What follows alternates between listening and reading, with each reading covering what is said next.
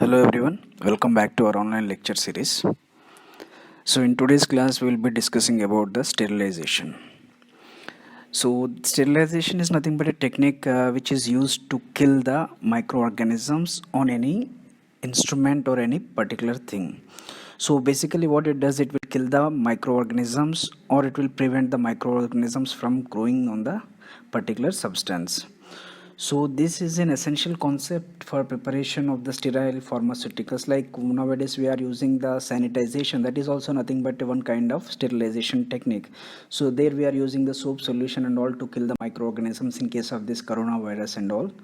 So those kind of sterilization techniques will prevent or it will kill the microorganisms on any particular substance. So the main aim of this sterilization is to provide a product that is safe and eliminates the possibility of introducing any particular microorganism on any particular object. So there are various sterilization methods that we use for the killing of microorganisms, like those methods are physical, chemical or physiochemical methods.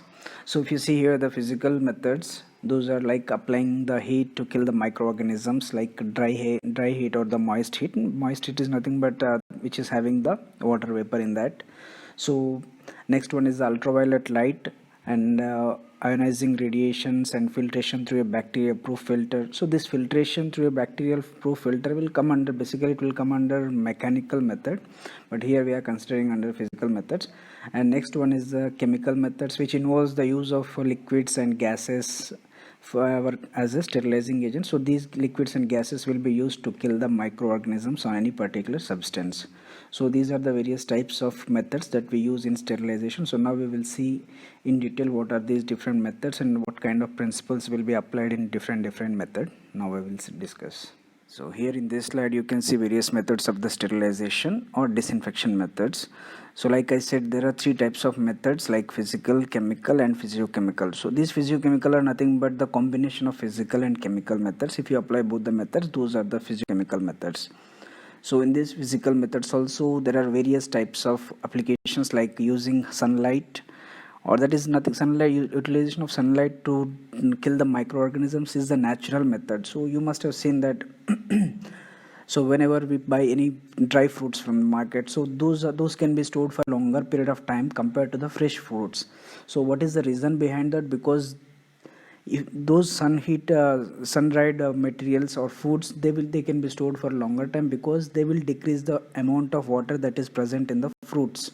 So if you remove the water content from the fruit, so the bacteria cannot survive. So it is nothing but the removal of water from the any substance. So when availability of water is less, so in that places microorganisms cannot grow.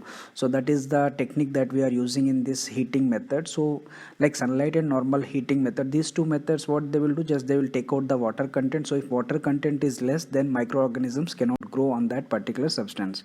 So that you can see, like fresh fruits whatever we will buy from the market, so they will be spoiled within 1-2 weeks.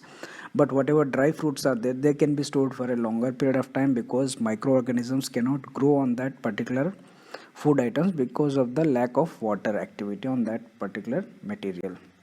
So second one is the heat application. So in this heat application also, again we'll apply two types of heats. One is the dry heat and second one is the moist heat.